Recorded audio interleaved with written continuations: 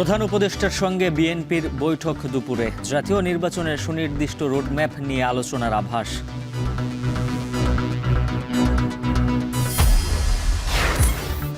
সড়ক মহাসড়কে ব্যাটারি রিকশায় বারবার দুর্ঘটনা, নিয়ন্ত্রণের প্রশ্নে নিশ্চুপ বিআরটিএ। দ্রুত কঠোর নীতিমালার তাগিদ।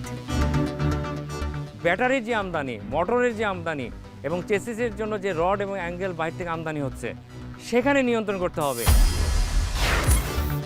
ক্রয়াদেশ সংকটে চট্টগ্রামে টিকে থাকার লড়াইয়ে ছোট পোশাক কারখানা। ব্যবসায়িক সক্ষমতা হারিয়ে লোকসানের শঙ্কায় শিল্প মালিকরা।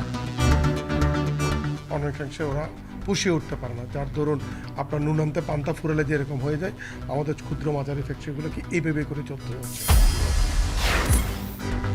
এবং নড়াইলের নদী খালের পানিতে বাড়ছে লবণাক্ততা। উর্বরতা হারিয়ে 3 ফসলি জমিতে 1 ফসল। সেচ খরচ দ্বিগুণে ক্ষতিগ্রস্ত কৃষক।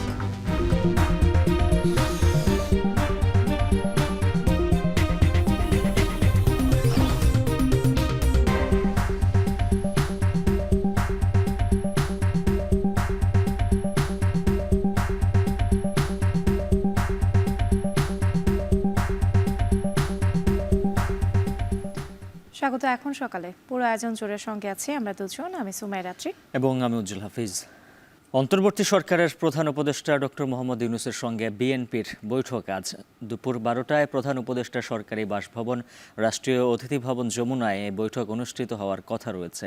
মঙ্গলবার বিএনপি চেয়ারপারসনের প্রেস উইং থেকে তথ্য জানানো হয়। বৈঠকে অংশ নেবেন বিএনপির মহাসচিব মির্জা ফখরুল ইসলাম আলমগীরের নেতৃত্বে দলের জ্যেষ্ঠ নেতৃবৃন্দ। বিএনপির সঙ্গে এই বৈঠকে জাতীয় নির্বাচনের সুনির্দিষ্ট রোডম্যাপ এবং নির্বাচন ঘিরে বিভ্রান্তি দূর করা নিয়ে আলোচনা হতে পারে। এছাড়াও নির্বাচন নিয়ে সরকারের মনোভাব, সংস্কার সহ দেশের বর্তমান রাজনৈতিক পরিস্থিতি নিয়েও আলোচনা হতে পারে। এছাড়াও বৃহস্পতিবার জাতীয় ঐক্যমত্য কমিশনের সঙ্গে বিএনপির বৈঠক অনুষ্ঠিত হওয়ার কথা রয়েছে।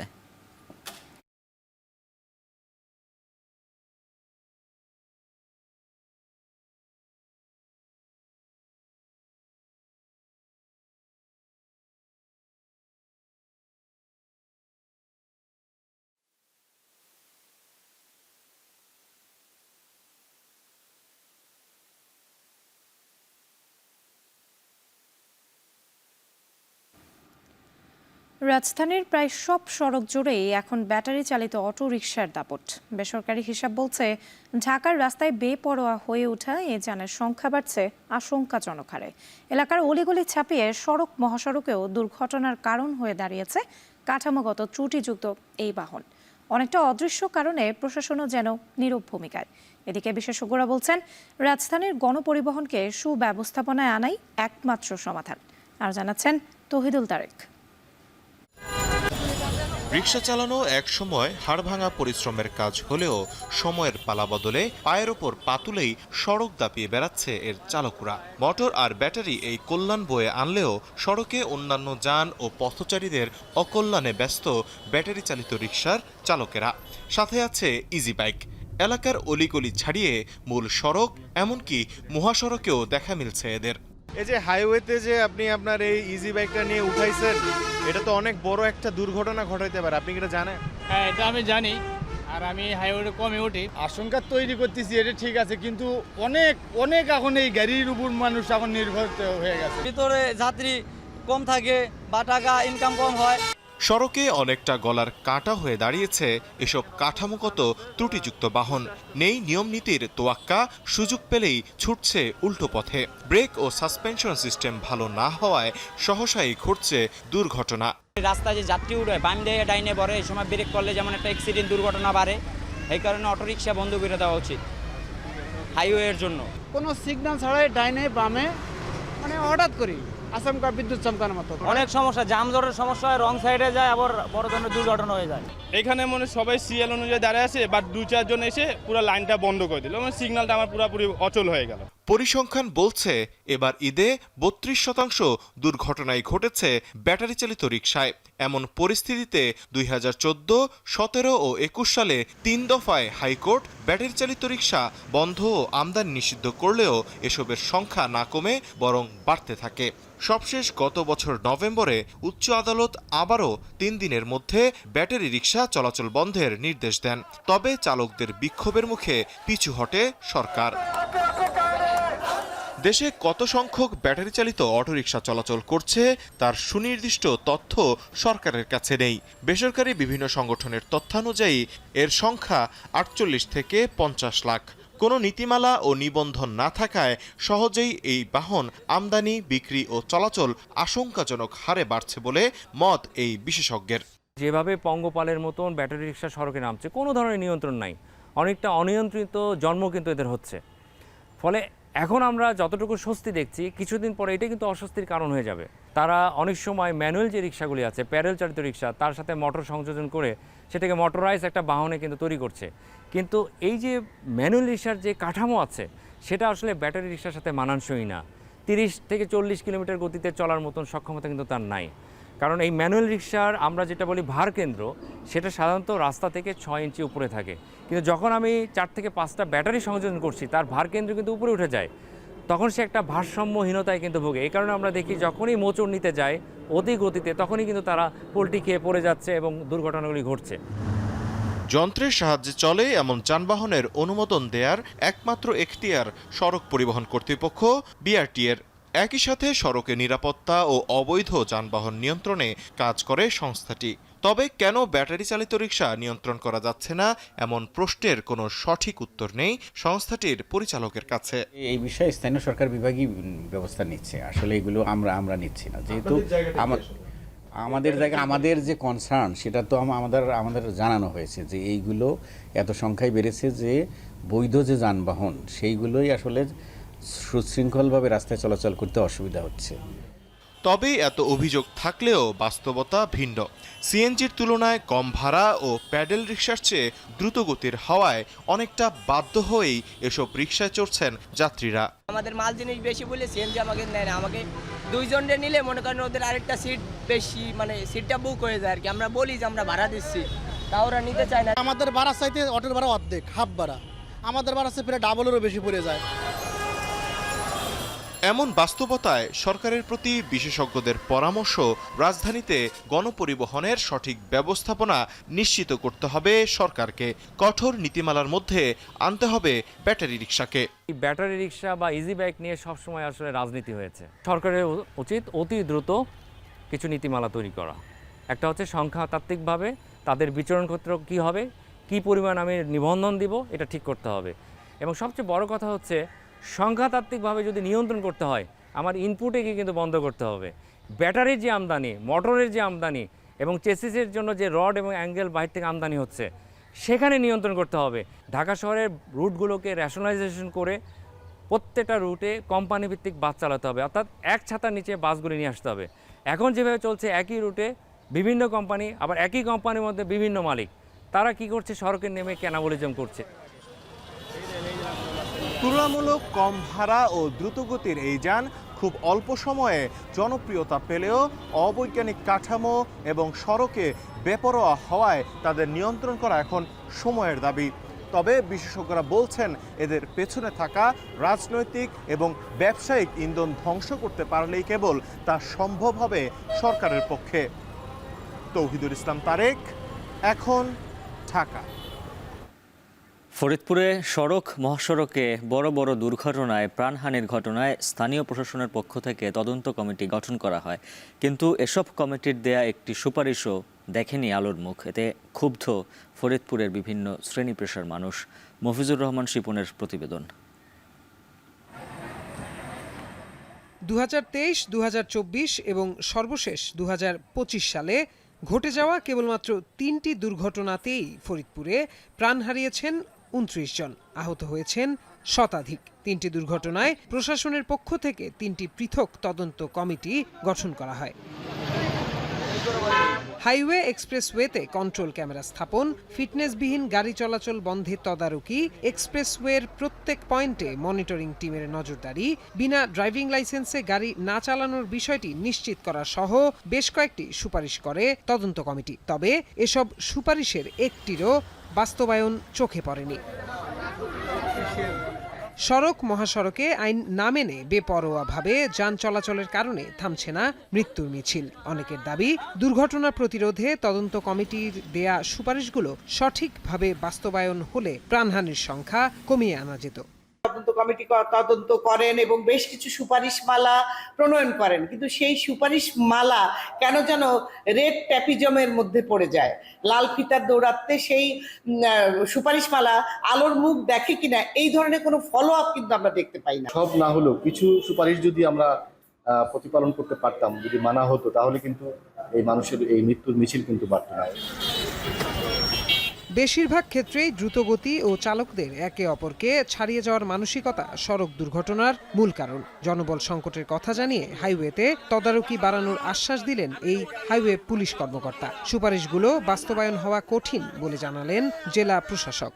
অতিরিক্ত গতিতে ওভারটেকিং করার কারণেই এই দুর্ঘটনা ঘটছে। আমাদের 4টা রাস্তা ভাঙান, আমরা এক এক সময় এক এক দিকে, এদিকে 1 ঘন্টা করলে ওদিকে ওই অন্য রোডে 1 ঘন্টা করে। আমরা প্রতিনিয়ত কাগজ চেকিং করি এবং কাগজ যদি কারোর থাকে তাহলে তাদের বিরুদ্ধে ব্যবস্থা নেওয়া হয় এবং আবার স্পিডের জন্য প্রতিদিন মামলা দেওয়া। এই সুপারিশ বাস্তবায়নের সাথে সংশ্লিষ্ট যে সংস্থাগুলো আছে সবাইকে নিয়ে আমরা একসাথে বসবো এবং বসে আমরা কর্মপন্থা বা কর্মপদ্ধতি বের করব। বের করে এই ধরনের যে দুর্ঘটনাগুলো বারবার ঘটছে সেগুলো যেন না ঘটে সেই ধরনের আমরা ব্যবস্থা নেব। তদন্ত কমিটির দেওয়া সুপারিশগুলো দ্রুত বাস্তবায়নের দাবি ফরিদপুরবাসীর। এখন ফরিদপুর। রাজধানীর জিগাতলায় চাঁদাবাজির অভিযোগে আশরাফুল ইসলাম নামে এক যুবককে আটক করেছে ধানমন্ডি মডেল থানা পুলিশ। মঙ্গলবার জিগাতলায় ইবনে সিনা হাসপাতালের সামনে পার্কিং থেকে আশরাফুলের চাঁদা তোলার ভিডিওটি সামাজিক যোগাযোগ মাধ্যমে ছড়িয়ে পড়ে। ভিডিওটিতে দেখা যায় জোর করে একটি প্রাইভেট কার থেকে রসিদ দিয়ে চাঁদা আদায় করছে যুবকটি। এ সময় আটক যুবককে ভুক্তভোগীর হুমকি দিতেও দেখা যায়। পরে মঙ্গলবার রাতেই তাকে আটক করে ধানমন্ডি মডেল থানা পুলিশ।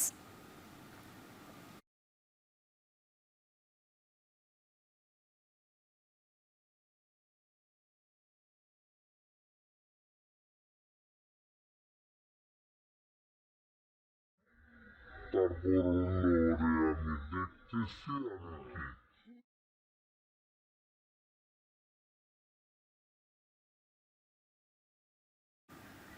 অর্ডার সংকট, পণ্য উৎপাদন ও ব্যবসার খরচ বাড়ায় চ্যালেঞ্জের মুখে পড়েছে চট্টগ্রামের ক্ষুদ্র ও মাঝারি প্রায় অর্ধশত পোশাক শিল্প কারখানা। উদ্যোক্তারা বলছেন, প্রতিনিয়ত নতুন নতুন চ্যালেঞ্জ মোকাবিলা করে বড় বড় শিল্প গ্রুপ টিকে থাকলেও ছোট কারখানা মালিকরা আর্থিক সংকট ও লোকসানে রুগ্ন হয়ে পড়েছে। এসব কারখানা ও বিপুল সংখ্যক শ্রমিকদের কর্মসংস্থান নিশ্চিতে আলাদা করে ভাবতে হবে সরকারকে। বিস্তারিত জানাচ্ছেন হাজিরা শিউলি। বকেয়া বেতন, শ্রমিক ছাঁটাইয়ের প্রতিবাদ সহ নানা ইস্যুতে রোজার ঈদের আগ থেকেই বিক্ষোভে নামে চট্টগ্রাম ইপিজেডের কয়েকটি কারখানার শ্রমিকরা। সড়ক অবরোধ, কারখানা ভাঙচুর, শ্রমিকদের দুই পক্ষের সংঘর্ষে উত্তেজনা ছড়ায় চট্টগ্রামের রফতানি প্রক্রিয়াকরণ অঞ্চলে। বিশেষ করে JMS, Excelsior shoes, JW apparels, জেহাং মেডিকেল সহ বেশ কয়েকটি কারখানায় কয়েকদিন টানা আন্দোলন চলে। গত মাসে বেতন দিতে সমস্যা তৈরি হবে এমন পোশাক কারখানার তালিকা করে শিল্প পুলিশ। অর্ডার সংকট, ক্রেতা থেকে যথাসময়ে টাকা না পাওয়া, ব্যাংকিং জটিলতা সহ সমস্যাগ্রস্ত ৪৪টি কারখানাকে চিহ্নিত করে তারা, যেখানে কর্মসংস্থান প্রায় ১.৫ লাখ শ্রমিকের। রাজনৈতিক পট পরিবর্তনে আওয়ামী রাজনীতির সাথে সরাসরি সম্পৃক্ত ব্যবসায়ীদের অনেকে গা ঢাকা দেয়ায়ও সংকট তৈরি হয়েছে। যদিও শিল্প পুলিশ বলছে কিছু কারখানায় শ্রম অসন্তোষ সৃষ্টি হলেও সমাধান করা হয়েছে। দুই একটা ব্যাংক আছে এই পরিবর্তিত পরিস্থিতিতে এসে তারা হয়তোবা বিভিন্ন ফাইন্যান্সিয়াল ক্রাইসিস পড়ছে, যার জন্য ওই ব্যাংকগুলা ওই ফ্যাক্টরিগুলোকে আপনার তাদের যে ট্রানজ্যাকশনটা ফিনান্সিয়াল লেনদেনটা এটা সঠিকভাবে করতে পারছে না, সেই জন্য কিছু কিছু ফ্যাক্টরি আবার সাফার করছে। ব্যবসায়ীরা বলছেন, বৈশ্বিক মন্দায়, অর্ডার সংকট, প্রতিযোগিতায় দাম কমে যাওয়া, বাড়তি জ্বালানি ও পরিবহন খরচ, সেই সঙ্গে ব্যাংকের সুদ টানতে গিয়ে রুগ্ন হয়ে পড়ছে অনেক কারখানা। এছাড়া শুল্ক সংক্রান্ত জটিলতা, শিল্পের কাঁচামাল খালাসে দেরি ও সরকারের নীতি সহায়তার অভাবেও চ্যালেঞ্জের মুখে পড়তে হচ্ছে প্রতিনিয়ত। এফওবি যারা যেভাবে করে ডিরেক্ট বাইরের সাথে যে লিঙ্ক আপ আছে যেভাবে প্রাইস পায়, কিন্তু ক্ষুদ্র মাঝারি ফ্যাক্টরিগুলো ওভাবে পায় না। বাট তাদের খরচগুলো কিন্তু ঠিকই কিন্তু আপনার বড়দের মতো খরচ ওদের, তো সুতরাং ওদের সাথে পাল্লা দিয়ে আসতে গেলে কিন্তু ওদের অনেকাংশে ওরা পুষিয়ে উঠতে পারে না, যার দরুন আপনার নুনান্তে পান্তা ফুরালে যেরকম হয়ে যায়, আমাদের ক্ষুদ্র মাঝারি ফ্যাক্টরিগুলোকে এইভাবে করে চলতে হচ্ছে। ক্লিয়ারিং এসে আমাদেরকে অনেক জটিলতার সম্মুখীন, এইচএস কোডের সমস্যা পড়তেছে আমরা, এই জিনিসগুলো নীতি সহায়তা সরকার থেকে আমরা আরও বেশি চাই। এটা না হলে স্মুথলি যদি আমরা ব্যবসা করতে না পারি, ইজি অফ ডুইং বিজনেসে যদি আমরা আগাতে না পারি, তাহলে এই সমস্যাগুলো দিন দিন বাড়বে, কমবে না। শিল্প উদ্যোক্তারা বলছেন নতুন নতুন চ্যালেঞ্জ মোকাবিলা করে বড় বড় শিল্পগ্রুপ টিকে আছে। তবে ক্রমবর্ধমান খরচের সাথে নানা খাতে প্রতিনিয়ত হিডেন কস্ট বাড়লেও মুনাফা না হওয়ায় টিকে থাকার সক্ষমতা হারাচ্ছে বেশিরভাগ ছোট ও মাঝারি কারখানা। বিভিন্ন জায়গায় বিভিন্ন অফিসের সাথে তাদেরকে কনভিন্স করতে হয়, সবগুলো করে এসে এখানে দেখা যায় আপনার প্রোডাক্টের মধ্যে ওয়ারফেন চলে আসতেছে। পোর্ট আবার এমনভাবে কাজ করছে, তারা দেখা যাচ্ছে যে নির্দিষ্ট সময়ের পরে যদি আপনি মাল না নেন 3 গুণ 4 গুণ পর্যন্ত পেনাল্টি দিচ্ছে। মোট কথা সব জায়গার মধ্যে to do business expenditure is too high. চট্টগ্রামে মোট পোশাক কারখানার সংখ্যা প্রায় 6 শতাধিক হলেও বর্তমানে চালু আছে 528টি কারখানা। হাজার শিউলি, এখন চট্টগ্রাম। উপকূলীয় এলাকা না হলেও নড়াইলের নদী ও খালের পানিতে প্রতি বছর বাড়ছে লবণাক্ততা। বাধ্য হয়ে মাটির নিচ থেকে পানি তুলে চাষাবাদ করতে হচ্ছে কৃষকদের। এতে সেচ খরচ বেড়েছে দ্বিগুণেরও বেশি। জমিতে লবণ পানি প্রবেশ করায় অন্তত 5,000 একর 3 ফসলি জমি পরিণত হয়েছে 1 ফসলি জমিতে। ক্ষতিগ্রস্ত হচ্ছেন এই জনপদের হাজারো কৃষক। বিস্তারিত জানাচ্ছেন মোহাম্মদ ইমরান হোসেন।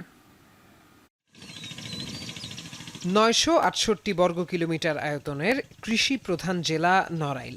বিল ও ঘেরবেষ্টিত এ জনপদের মানুষের প্রধান জীবিকার উৎস কৃষি ও মৎস্য চাষ।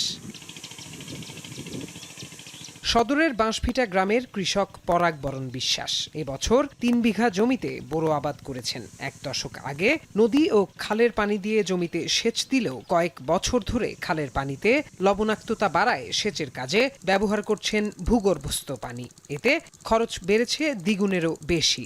পুরো জায়গাটা আছে আমরা মোটরে ব্লক করতাম, কিন্তু এখন খালে নোনা পানি আসা থেকে সেটা থেকে আমরা বঞ্চিত হচ্ছি। এখন আমরা বোরিং করে করে ব্লক করি, তো এতে আমাদের সেচ খরচ অনেক বেড়ে গেছে।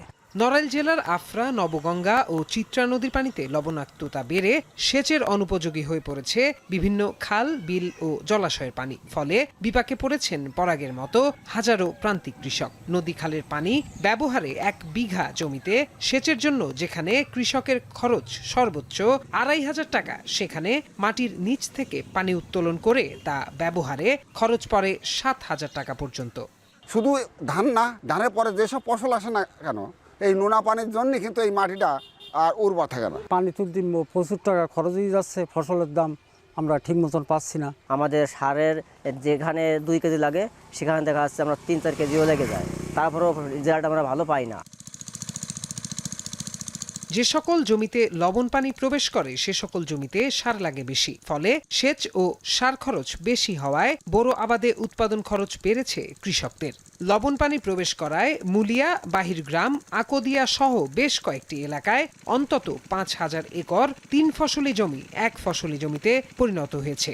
এতে আর্থিকভাবে ক্ষতির মুখে এ জনপদের কৃষকেরা। উজান থেকে যে মিষ্টি পানির প্রবাহটা আসে, এই মিষ্টি পানির প্রবাহটা যদি বাড়ানো যায় তাহলে আমাদের এই জেলায় লবণ পানির মাত্রাটা কমবে। যেহেতু তারা ভূগর্ভস্থ পানি ব্যবহার করছে, এক্ষেত্রে তাদের উৎপাদন খরচটা অনেক বেড়ে যাচ্ছে। একই সাথে যে অন্যান্য যে আন্তঃপরিচর্যা, বিশেষত যে সার ব্যবস্থাপনা, সেক্ষেত্রেও তারা আসলে যথাযথভাবে করতে পারছে না। ভূগর্ভস্থ পানির উপর নির্ভরশীলতা বাড়লে আগামী দিনে কৃষকরা আরও ঝুঁকির মধ্যে পড়বেন। যে সকল এলাকায় পানিতে লবণাক্ততার মাত্রা বেশি, সেসব এলাকায় কৃষকদের লবণ সহিষ্ণু ফসল চাষাবাদের জন্য উৎসাহিত করা হচ্ছে বলে জানান স্থানীয় কৃষি কর্মকর্তা। আস্তে আস্তে আমরা যখন গ্রাউন্ড ওয়াটারটা নিচের দিকে নেমে যাবে, পরবর্তীতে দেখা যাবে গ্রাউন্ড ওয়াটারের পরিমাণ আরও কমে যাচ্ছে। সেক্ষেত্রে কৃষকদেরকে পরবর্তীতে গ্রাউন্ড ওয়াটারের অ্যাভেলেবিলিটিটা আরও কমে যাবে এবং সেক্ষেত্রে তাদের আরও সমস্যার সম্মুখীন হতে হবে। পানি উন্নয়ন বোর্ড এবং বিএডিসি সেচ তাদের বিভিন্ন কর্মকাণ্ড রয়েছে।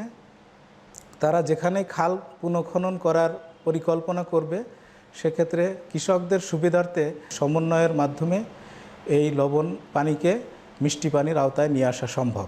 কৃষি বিভাগের তথ্য অনুযায়ী কৃষি জমিতে সেচ উপযোগী পানিতে লবণের স্বাভাবিক মাত্রা ধরা হয় 0.75 ডিএস প্রতি মিটার, অথচ জেলার বিভিন্ন এলাকায় নদী ও খালের পানিতে লবণাক্ততার মাত্রা 1.75 ডিএস প্রতি মিটার পর্যন্ত পাওয়া গেছে। এখন নড়াইল। ভরা মৌসুম চললেও ঝালকাঠিতে সপ্তাহ ব্যবধানে বেড়েছে পেঁয়াজের দাম, সাথে ঊর্ধ্বমুখী রসুনের বাজার। এ নিয়ে আরো জানাতে শহরের বড় বাজার থেকে যুক্ত হয়েছেন আল আমিন তালুকদার। আল আমিন, পেঁয়াজ রসুনের দাম কেজিতে কত টাকা বেড়েছে? দাম বাড়ার কারণ হিসেবে ব্যবসায়ীরা কি বলছেন? ধন্যবাদ রাত্রি। আপনি যেমনটি বলছিলেন, আসলে ঝালকাঠি জেলায় পেঁয়াজ রসুন উৎপাদন হয় না।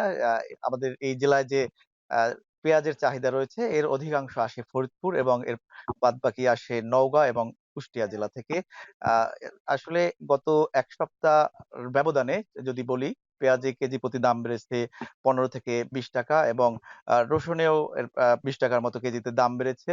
আমি ব্যবসায়ী এবং যারা ক্রেতা তাদের সাথে কথা বলেছি। ব্যবসায়ীরা বলছেন যে আসলে পেঁয়াজের যে মৌসুম, সেই মৌসুম আসলে শেষের দিকে। এখন যেখান থেকে পেঁয়াজ এই জেলায় আসে সেই জেলাগুলোতে কিন্তু এখন যারা কৃষক এবং স্থানীয় যে মজুতদার রয়েছেন তারা এখন পেঁয়াজ মজুত করে রাখছেন, যাতে করে তারা আর কিছুদিন পরে পেঁয়াজ বিক্রি করলে একটু বেশি দাম পান। এই কারণে আসলে হঠাৎ করে পেঁয়াজের দাম বৃদ্ধি পেয়েছে। তো মূল কথা হচ্ছে আসলে পেঁয়াজের যে উৎপাদন মৌসুম, সেই উৎপাদন মৌসুম একেবারেই শেষের দিকে। আর রসুনের কথা যদি বলি, দেশীয় উপজাতির যে রসুন রয়েছে সেই রসুনেও কিন্তু পেঁয়াজের সাথে সাথে রসুনের দাম বেড়েছে এবং এর পাশাপাশি একটি চায়না জাতের রসুন বাজারে বিক্রি হয়।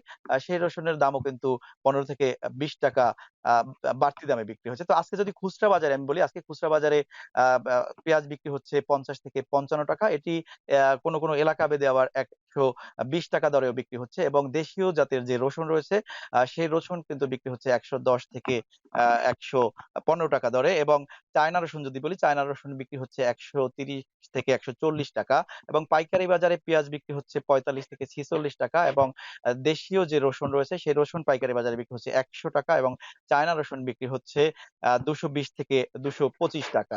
তো এখানে আসলে বাজার মনিটরিং নিয়মিত হচ্ছে না। বিভিন্ন সরকারের যে সংস্থা রয়েছে তারা মাঝে মধ্যে মনিটরিং করেন। এটাকে দুষছেন স্থানীয় যে ক্রেতা। তারা বলছেন যে যদি নিয়মিত বাজার মনিটরিং করা হতো তাহলে যে ব্যবসায়ীরা একেবারে লাগামহীনভাবে এই পেঁয়াজ বিক্রি করতে পারতো না। তবে ব্যবসায়ীরা বলছেন যে এই পেঁয়াজের দাম কিন্তু আসলে আপাতত কমার সম্ভাবনা নেই। সামনের দিকে পেঁয়াজের দাম আরো কিছুটা বাড়বে এমনটি। আবার আর ক্রেতারা আসলে এই হঠাৎ করে দাম বেড়ে যাওয়ার কারণে কিন্তু তারা একটা অস্বস্তিতে পড়েছেন।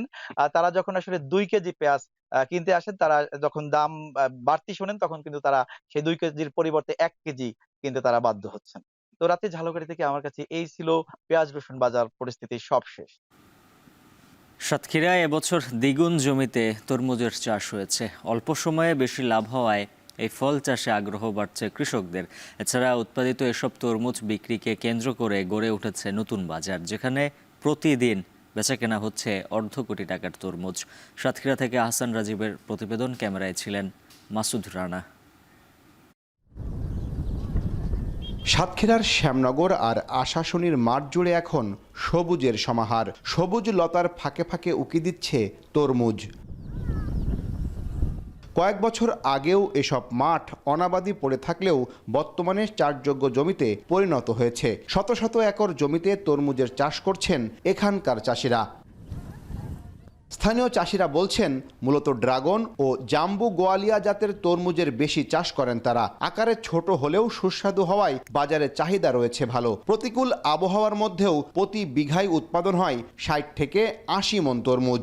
আর খরচের তুলনায় লাভ দ্বিগুণ হওয়ায় চাষে আগ্রহ বাড়ছে কৃষকের। তবে চলতি বছর মজুরি, সার ও বীজের দাম বেশি হওয়ায় আর মিঠা পানির সংকট থাকায় চাষ কিছুটা ব্যাহত হয়েছে। বর্তমান সময় যতগুলো ফসল আবাদ করা হয় তার মধ্যে তরমুজ একটা লাভজনক ফসল। তরমুজ একটি লাভজনক ব্যবসা, কিন্তু সরকার যদি বীজটা একটু ভালো দিত তাহলে কৃষক আরও লাভবান হতো। তরমুজ চাষে বিঘাপতি 5টা চারা লাগে, 5টা চাষে বিঘাপতি 15 টাকা খরচ হয়। আমাদের পানিটা নোনা পানি, তো আমাদের সামনে যে একটা নদী আছে, নদী যদি বৃষ্টি পানি ধরে রাখা হয় তাহলে আমাদের ফসল করতে খুব সুবিধা হবে। এদিকে তরমুজ বেচাকেনাকে কেন্দ্র করে জেলার ইটাগাছা এলাকায় গড়ে উঠেছে একাধিক ফলের আড়ত। সাতক্ষীরা সহ খুলনার কয়রা ও বাজুয়া এলাকা থেকেও তরমুজ আসে এখানে, আর পাইকারদের মাধ্যমে চলে যায় দেশের বিভিন্ন জেলায়। সাতক্ষীরা যে ফলটা তরমুজটা হয়, তরমুজটা খুবই সুন্দর এবং মিষ্টি সুস্বাদু। আমাদের খুলনা বিভাগ থেকে যে তরমুজগুলো সংগ্রহ হচ্ছে এইগুলা খুবই সুস্বাদু, খুবই মিষ্টি। আমাদের সাতক্ষীরার চাহিদা মেটানোর পরে দেশের বিভিন্ন জায়গায় এই তরমুজ যাচ্ছে। কৃষি বিভাগ বলছে চাষের জন্য উপকূলীয় এলাকার বিলগুলোতে মিনি পুকুর খনন করা হয়েছে, যেখানে বৃষ্টির পানি সংরক্ষণ করে সেচ কাজে ব্যবহার করা হচ্ছে। এছাড়া চাষাবাদের প্রযুক্তিগত জ্ঞান সম্পর্কে প্রশিক্ষণ দেওয়া হচ্ছে বলেও জানান কর্মকর্তারা।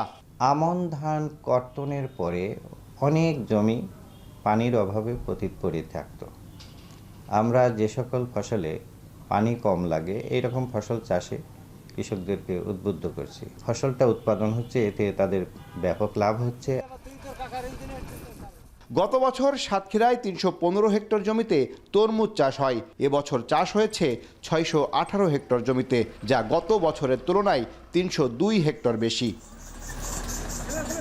আহসান রাজীব, এখন সাতক্ষীরা। সংক্রমিত রোগে আক্রান্ত হয়ে শত শত মুরগি মারা যাচ্ছে টাঙ্গাইলের বিভিন্ন খামারে। লাখ লাখ টাকা বিনিয়োগ করে দিশেহারা হয়ে পড়েছেন প্রায় ২ শতাধিক খামারি। তাদের অভিযোগ, প্রাণী সম্পদ কর্মকর্তাদের অসহযোগিতা, নিম্নমানের ফিড ও ওষুধের কারণে মারা যাচ্ছে মুরগি। কাউসার আহমেদের প্রতিবেদন। গত রোজার শুরুতেই ডিমের চাহিদা কমায় ক্ষতিগ্রস্ত হয় খামারিরা। এর মধ্যে ঈদের কিছুদিন আগে থেকে টাঙ্গাইলের গোপালপুর, ভুইয়াপুর, কালীহাতি সহ বিভিন্ন উপজেলার খামারে নতুন সংক্রমণে আক্রান্ত হচ্ছে মুরগি, ফলে মারা যাচ্ছে শত শত মুরগি। খামারিরা জানান, যেভাবে মুরগি মারা যাচ্ছে এর মধ্যে রানীক্ষেত, গাম্বরু সহ পূর্ব পরিচিত কোনো রোগের লক্ষণ নেই। কয়েকদিন ঝিমিয়ে থাকার পর মারা যাচ্ছে খামারের শত শত মুরগি। এতে ঋণ করা অনেক খামারই দিশেহারা হয়ে পড়ছে। 1 মাস 4 দিন বয়সে ঠাসঠাসি পরে পরে মরে গেল 2 দিনের মধ্যে। আর বড় মুরগিগুলা খাসির মধ্যে বসে মরে থাকে। পানি সম্পদ অফিসে মনে করেন যে গেলে ওই মুরগি নিয়ে গেলে কর্মচারীটা কাটে এরা কি লেখে ওষুধে খাওয়ান গিয়া, পরে কোনো সমাধান হয় না। ডিমের দাম কম, খাদ্যের দাম বেশি, ওষুধপাতির দাম বেশি, ঠিকমতো চিকিৎসা পাচ্ছে না। রোগ ধরতে পারে না, মেলা ওই ডাক্তারখানায় নিয়ে গেছি, ওই কত কয়েছে ভাইরাস হয়েছে, কত কয়েছে বাট হয়েছে, এক একজনের এক একটা বলা। ডাক্তার দেয় ওষুধ খাওয়া, এতে মাসে 1.5 লাখ ওষুধ খাইছে। মুরগি এখন মনে হয় আজকে 5-6 মরছে। এমনি ওষুধ কোনো কাজ করে না। মুরগি মারা গেছে 1-1.5 মুরগি মারা গেছে, মানে 2 লক্ষ টাকার মতো ওষুধ লাগছে। এইভাবে হয়েছে কি মুরগি এখনো পুরা সুস্থ না। অর্থনীতিবিদরা বলছেন, দ্রুত ব্যবস্থা না নিলে একদিকে যেমন নতুন উদ্যোক্তা ঝরে পড়বে, অপরদিকে দাম বাড়বে মুরগি ও ডিমের, যার প্রভাব পড়বে প্রান্তিক অর্থনীতিতে। প্রান্তিক পর্যায়ে অনেকেই বিভিন্ন ধরনের ধার দেনা করে, উচ্চ সুদে ঋণ করে এখানে বিনিয়োগ করে থাকেন। তো এ ধরনের রোগ যদি আসে, তখন দেখা যাচ্ছে যে তার যে ক্যাশ মানি যেটা, সেটা আর থাকে না। হঠাৎ ঋতু পরিবর্তন ও ঠান্ডাজনিত কারণে রানীক্ষেত রোগে আক্রান্ত হয়ে মুরগি মারা যাচ্ছে। আর সংক্রমণ রোধে খামারিদের সব ধরনের সহযোগিতা দেওয়া হচ্ছে বলে জানান প্রাণী সম্পদ কর্মকর্তা। গত অক্টোবর মাস থেকে মাঠ পর্যায়ে শীতের যখন শেষের দিকে হয় বা পিক পর্যায়ে, তখন আমরা ধারণা করি যে কিছু রোগের প্রাদুর্ভাব হতে পারে। তখন থেকে আমরা ব্যাকয়ার্ড ভ্যাকসিনেশন, খামারিদের অ্যাওয়ারনেস, উঠান বৈঠক এবং বিভিন্ন স্টেক হোল্ডারদের নিয়ে মিটিং আমরা করেছি। বিক্ষিপ্তভাবে কিছু রানীক্ষেত রোগ পেয়েছি, সেগুলো আলহামদুলিল্লাহ এখনও নিয়ন্ত্রণে। খামারিদের দাবি, জেলায় চলমান মহামারীতে ইতোমধ্যে 500 খামারে অন্তত 5 লাখ মুরগি মারা গেছে। এখন টাঙ্গাইল। পশ্চিমবঙ্গের মুখ্যমন্ত্রী মমতা বন্দ্যোপাধ্যায় অসাম্প্রদায়িকতার নামে দাঙ্গাকারীদের স্বাধীনতা দিয়েছে বলে অভিযোগ করেছেন রাজ্যের মুখ্যমন্ত্রী যোগী আদিত্যনাথ। অন্যদিকে ওয়াকফ ইস্যুতে মুসলিমদের অসম্মান করে কথা বলায় বিরোধীদের তোপের মুখে প্রধানমন্ত্রী নরেন্দ্র মোদী। ওয়াকফের নতুন আইন চ্যালেঞ্জ করে সুপ্রিম কোর্টে 15টি পিটিশনের শুনানি হবে আজ। আরও জানাচ্ছেন নাফিয়া রহমান মনন। গেল কয়েকদিন ধরে বিতর্কিত ওয়াকফ সংশোধিত আইন নিয়ে উত্তাল পশ্চিমবঙ্গ। এর মধ্যেই আগুনে ঘি ঢাললেন যোগী আদিত্যনাথ। উত্তরপ্রদেশের মুখ্যমন্ত্রীর দাবি, পশ্চিমবঙ্গ জ্বলছে, আর এত কিছুর পরেও মুখ বুজে আছেন মুখ্যমন্ত্রী মমতা বন্দ্যোপাধ্যায়। অসাম্প্রদায়িকতার নামে মমতা সরকার দাঙ্গাকারীদের স্বাধীনতা দিয়েছে, তাই আন্দোলনকারীদের দমনে লাঠির কোনো বিকল্প নেই বলেও দাবি করেন তিনি। इन दंगाइयों का उपचार ही डंडा है, बिना डंडे के मानेंगे नहीं। आप देख रहे होंगे बंगाल जल रहा है, वहां की मुख्यमंत्री चुप है, दंगाइयों को शांति दूत कहती है।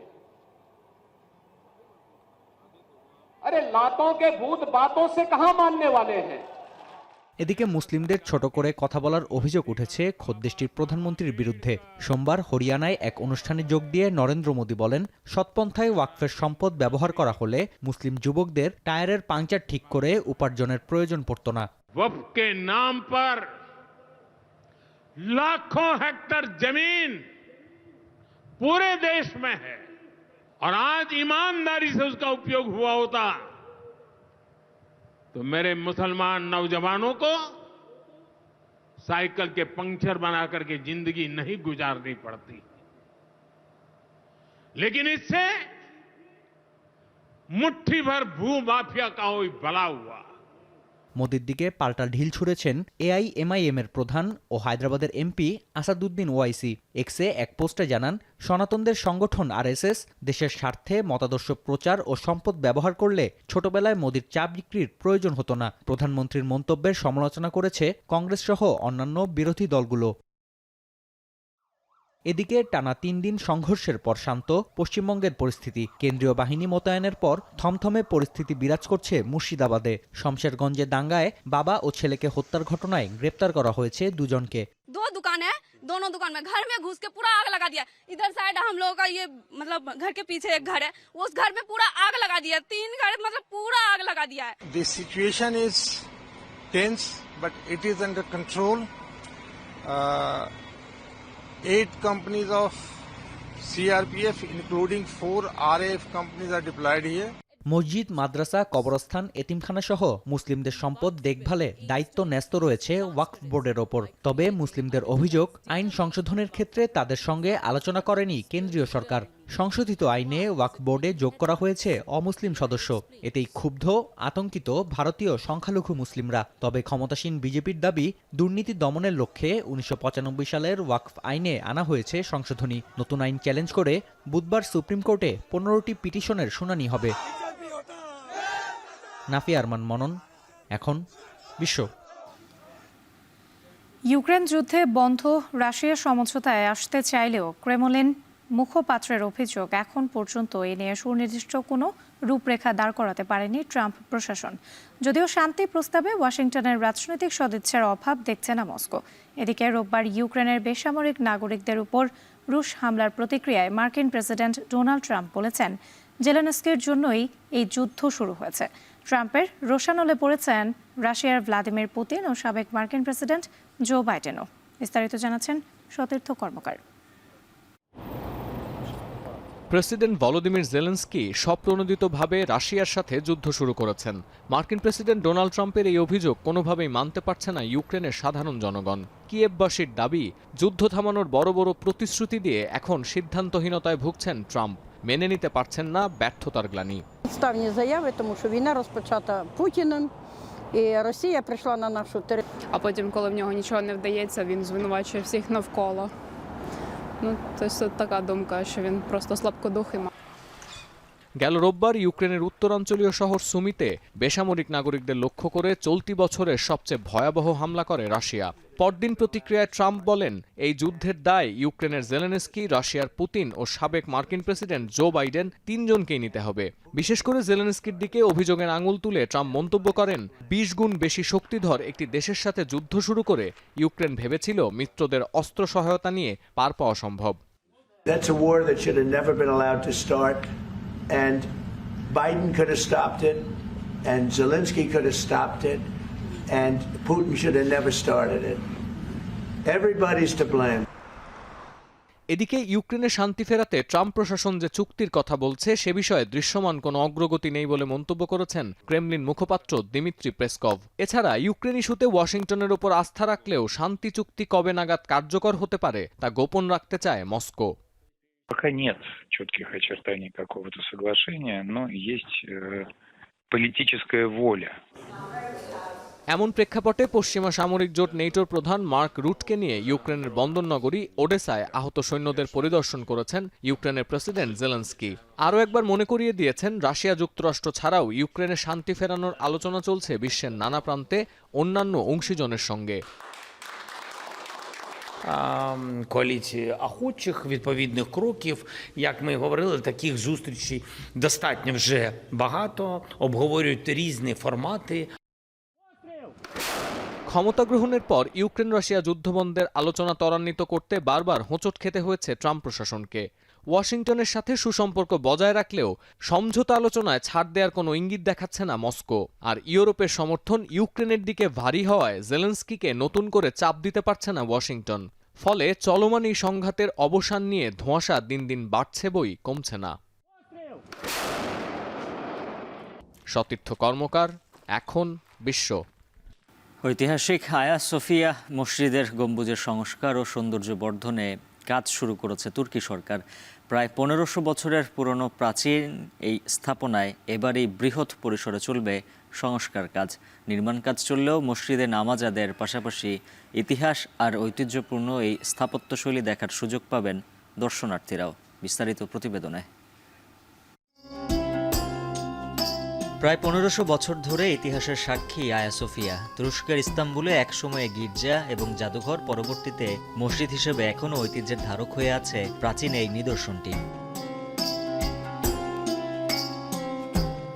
ইতিহাস বলছে মধ্যযুগীয় রোমান সাম্রাজ্যে খ্রিস্টানদের উপাসনালয় হিসেবে ব্যবহার হয় এই স্থাপনা। 1453 সালে অটোমান সুলতান মোহাম্মদ ফাতের বিজয়ের পর আয়া সোফিয়াকে মসজিদে রূপ দেন তিনি। এরপর 1935 সালে তুরস্ক সরকার আয়া সোফিয়াকে জাদুঘর হিসেবে ঘোষণা করেন। এর 86 বছর পর 2020 সালে আবারও মসজিদ হিসেবে প্রতিষ্ঠা পায় আয়া সোফিয়া।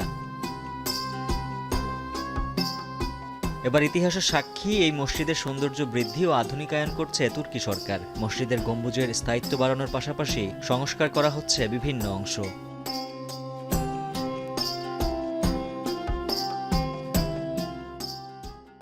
যদিও প্রায় 1500 বছর বাদে এসেও আয়া সোফিয়ার নির্মাণশৈলী এখনও মুগ্ধ করে দর্শনার্থীদের। মসজিদ হলেও সব ধর্মের মানুষই প্রবেশ করতে পারেন এখানে। আয়া সোফিয়ার ভেতরে থাকা চোখ ধাঁধানো ঝাড়বাতি ও ইসলামিক নির্মাণশৈলীতে মুগ্ধ হন দর্শনার্থীরাও। ইতিহাসবিদ ও স্থাপত্য শিল্পীরা বলছেন সকল সংস্কার প্রক্রিয়া শেষে ইতিহাসে একটি নতুন ও গুরুত্বপূর্ণ অধ্যায় উন্মোচন করবে এই স্থাপনা। Çeşitli restorasyonlara sahne oldu. Hem Bizans döneminde hem Osmanlı döneminde. Tabii ki çok eski olanların tarihi kayıtlarını çok iyi bilemiyoruz. Hani çok kadar kapsamlı mıydı değil miydi ama Orada gördüğünüz pencere seviyelerine çıktığında dış platform oluşturulmaya başlanacak ve demin söylemiş olduğum gibi kubbenin aslında sahip olmadığı, sahip olması gerektiği sahip olmadığı depremlerden ötürü, onarımlardan ötürü homojen olmayan üst örtüsünün। এদিকে সংস্কার কাজ চলাকালীন সময়েও মসজিদটিতে নামাজ আদায়ের পাশাপাশি খোলা থাকবে দর্শনার্থীদের জন্য। তুরস্কের সংস্কৃতি ও পর্যটন মন্ত্রণালয়ের তথ্য বলছে 2015 ও 2019 সালে দেশটির সবচেয়ে জনপ্রিয় পর্যটন স্থান হিসেবে তালিকার শীর্ষে ছিল আয়া সোফিয়া মসজিদ। উজ্জ্বল হাফিজ, এখন বিশ্ব। এবার খেলার খবর। দীর্ঘ বিরতির পর আবারও সুদিনের ডাক ঐতিহ্যবাহী মোহামেডানে। ঢাকা প্রিমিয়ার লিগে আছে শিরোপার দৌড়ে।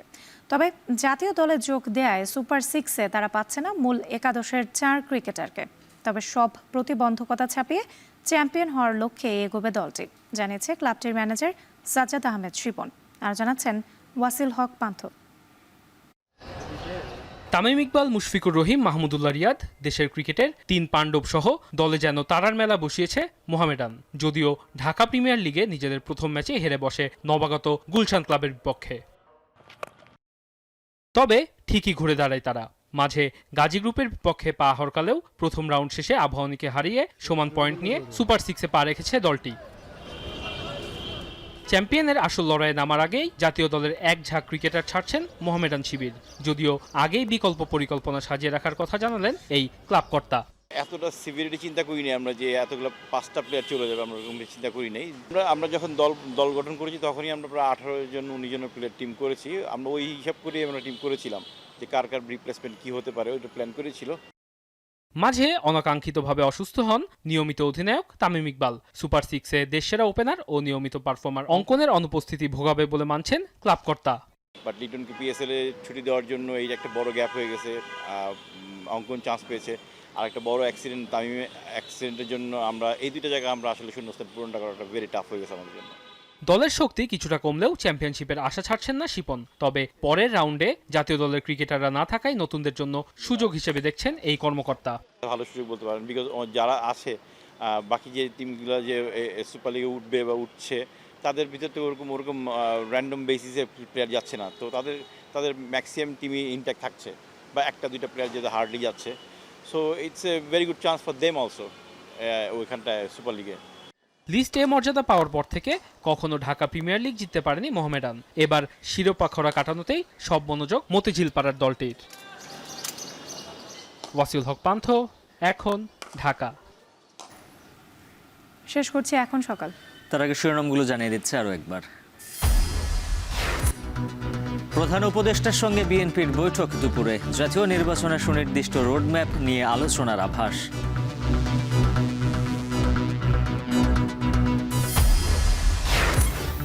সড়ক মহাসড়কে ব্যাটারি রিকশায় বারবার দুর্ঘটনা। নিয়ন্ত্রণের প্রশ্নে নিশ্চুপ বিআরটিএ, দ্রুত কঠোর নীতিমালার তাগিদ।